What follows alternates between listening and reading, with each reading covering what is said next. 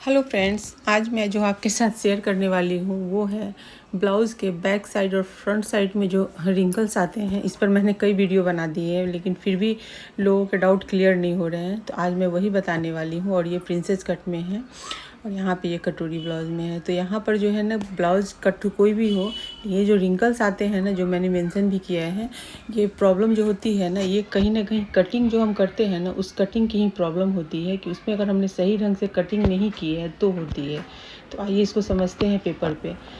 तो यहाँ पे मैंने एक पेपर कटिंग ली है और इसकी जो कटिंग है ये मैंने की है प्रिंसेस कट की। तो इसका मैंने बैक पार्ट ले लिया है आपको समझाने के लिए। तो यहाँ पे हम समझते हैं इस चीज़ को। तो ये जो है ना, यहीं पे कपड़े घिसते हैं, जो मैंने जो दिखाया है आपको पिक्चर, तो उसमें यहाँ कपड़े घिसते हैं। तो ये आर्म होल की प्रॉब्लम होती है। जो आर्म होल की गोलाई होती है ना, वहाँ पे प्रॉब्लम, वहाँ पे आप कहाँ किस किस पॉइंट पे आप गड़बड़ कर देते हैं। तो जैसे यहाँ पे डीप नेक की है, तो ये है ना 10 इंच डीप नेक है। अब डीप नेक आपने कर दी है, तो इसके बीच में आपने नेक की विड्थ कितनी ली है और आर्म होल की आपने जो गोलाई दी, वहाँ पे कहीं आपने ऐसा तो नहीं है कि कम आपने ले लिया हो, मतलब माप कर लिया हो, या कम आपने वहाँ पे कपड़े लिए हो। तो और स्लीव्स की, तो मैं साथ में स्लीव्स की कटिंग करके भी आपको दिखाऊंगी कि स्लीव्स की और आर्म होल जो ये है ब्लाउज़ की है, तो ये बराबर आने चाहिए। कैसे बराबर आने चाहिए, यहाँ पे हम आर्म होल कितनी लेंगे, इसकी गोलाई कितनी होनी चाहिए, इसको कैसे मापना है, ये सारी चीज़ें मैं आपको समझाऊंगी। यहाँ पे मेज़र करके आपको दिखाऊंगी। आप ध्यान से देखिएगा। वीडियो थोड़ी सी लंबी होगी, बट मतलब थोड़ी लंबी क्या, 8-9 मिनट की वीडियो है, पूरी वीडियो देखिएगा। अब चलिए देखते हैं हम इसको क्या करते हैं। पहले मेज़र करेंगे। तो ये तो इसकी फिटिंग एरिया है, यहाँ पे फिटिंग है, क्योंकि यहाँ, और वो मार्जिन से कोई मतलब नहीं है, हमें फिटिंग से मतलब है। अब चलिए हम जो काउंट करते हैं कि हमें कितने लेने हैं, यहाँ पे काउंट करके ये कितना आ रहा है। तो और ये यहाँ पर, तो जैसे मैं यहाँ पे काउंट कर रही हूँ, ये देखिए यहाँ पर।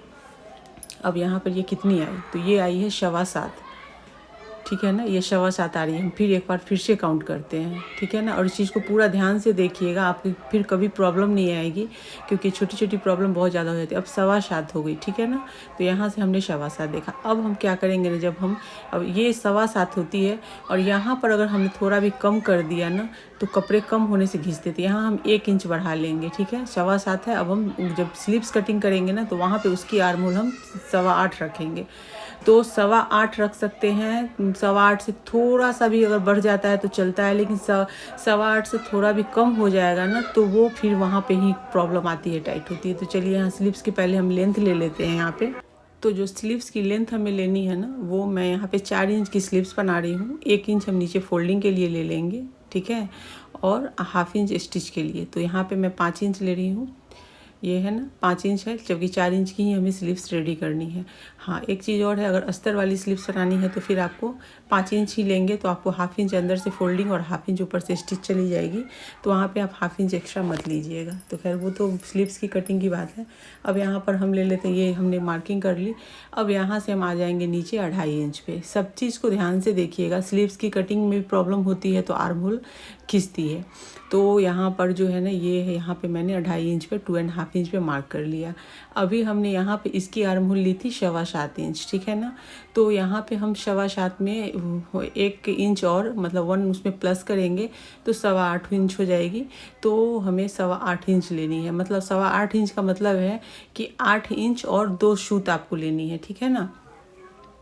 तो आपको ये करना है। अब चलिए यहाँ पे हम क्या करते हैं कि ये 8.25 इंच, आप इसको 8.25 से मतलब 8.5 तक कर सकते हैं, बट कीजिएगा नहीं, आप 8.25 ही लीजिएगा, क्योंकि अब जब राउंड ऊपर से लेते हैं ना, तो उसमें थोड़ा सा कम ज़्यादा हो सकता है। अब राउंड में भी कम ज़्यादा होना नहीं चाहिए, वो भी मैं आपको यहाँ पे दिखाऊंगी।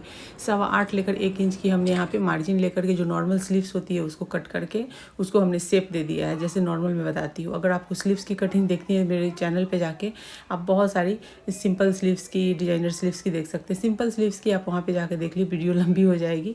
मैंने यहाँ पे शेप दे दिया है। तो आप ऐसे ही शेप देते हैं ना, ऐसे ही वोट शेप ऊपर से देना होता है। तो और यहाँ से हम 1/2 इंच डाउन करते हैं फ्रंट आर्म होल के लिए। हो गई। अब ये तो स्लीव्स आपकी हो गई है रेडी। अब चलिए यहाँ पे हम करते हैं, सब मेजर करते हैं कि ये 8.25 है कि नहीं, क्योंकि हमने आर्म होल जो बैक पार्ट का लिया था वहाँ पे 8.25 था। तो यहाँ 8.25 आ रहा है, देखिए एक्यूरेट यहाँ पे ये 8.25 आ रहा है। 8.25 जरा सा एक्स्ट्रा है। फिर से हम एक बार काउंट करेंगे, ठीक है।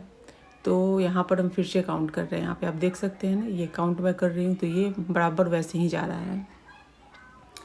तो इसको फिर आपको वैसे ही घुमाते हुए आपको यहाँ पे काउंट करना है। तो ये हो गए 8.25।